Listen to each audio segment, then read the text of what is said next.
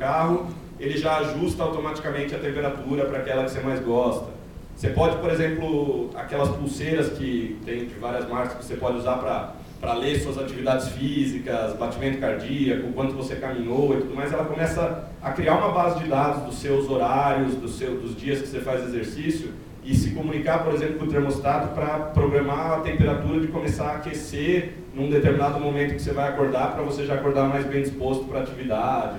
Então, é uma série de coisas que dá para você fazer utilizando a internet misturada com essas tecnologias, às vezes impensáveis, né? Ou com lâmpada, você ter o detector de fumaça conectado a uma lâmpada inteligente, que se ele identifica que tem algum problema, ela começa a piscar vermelho, seja para se a casa estiver vazia, avisar para quem estiver fora que tem algum problema, seja para se tiver alguém com deficiência auditiva, por exemplo, na casa, identificar que tem que sair dali. E esse último aqui é o mais louco, não é uma solução diretamente do Google, é uma empresa parceira, mas foi identificado que em algumas regiões do mundo a população de abelhas está caindo vertiginosamente e as abelhas são uma das principais polinizadoras de alimentos do mundo. Então tem um laboratório desenvolvendo abelhas robô e programando elas para fazer polinização de alimentos em algumas regiões do mundo. Bom, aí vamos voltar um pouco então e pular para o lado do consumidor, né? Da gente, das próximas gerações, de quem está no mercado para comprar produtos e serviços. Esse consumidor mudou com essas novas tecnologias, né? Para dar uma ideia, então, do que a gente tem, eu comentei da tecnologia do balão, eu vou chegar ali, a gente tem hoje no Brasil cerca de 105 milhões de brasileiros online, metade da população mais ou menos. Em algumas regiões do mundo, a gente fala de 1/6, 1/10 da população, ou ninguém conectado, muitas vezes porque não podem, não porque não querem, simplesmente porque não tem infraestrutura ou tecnologia naquele local para isso. Mas, mesmo assim, a gente já está falando de um público aqui no Brasil e que está conectado e está conectado por mais tempo. Então, comparando aqui o número de horas por dia que ele passa online com a TV, hoje a pessoa já fica mais tempo online do que na TV. E eu ainda desconfio que esse número pode ser até maior, porque muitas vezes é o que eu falei, você no seu celular, no seu tablet, você está online e nem se dá conta. Então, as pesquisas às vezes nem conseguem identificar de fato o volume de tempo que a gente está conectado, né?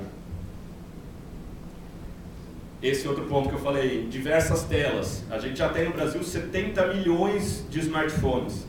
Celulares já tem, na verdade, mais do que o número da população, mas smartphones com acesso à internet a gente já está falando de 70 milhões. Tem um outro número legal que fala de brasileiros 3 telas, né? Pessoas que têm TV em casa, um computador e um celular. São cerca de 40 milhões de brasileiros e que, em média, esse público que está mais conectado é um público que tem uma escolaridade mais alta, uma renda familiar mais alta. Então, dependendo do tipo de produto e serviço que você vende, também é um público-alvo mais interessante que você acha mais fácil no online. Aqui falando especificamente de busca no Google, então a gente tem hoje 92 milhões de usuários únicos que fazem pesquisas por mês no Google. Então, lá a gente normalmente faz estudos do caminho de compra do consumidor quebrados por verticais, e alguns são mais genéricos. Mas a gente vê que na grande maioria das verticais, quando não é, por exemplo, um varejo, que já tem pessoas que fazem o processo inteiro online, por mais que ele comece a pesquisar no celular, depois ele vá para o desktop, para o notebook e faça a compra por ali, em praticamente todos os segmentos, a gente vê que se ele não começa o processo de compra pelo online, pela pesquisa, em algum momento do processo ele passa por ali. Ele vai buscar uma informação de preço de concorrente, ele vai buscar uma informação de região, de local, de endereço, de telefone, enfim, uma série de informações que a gente pode puxar dali.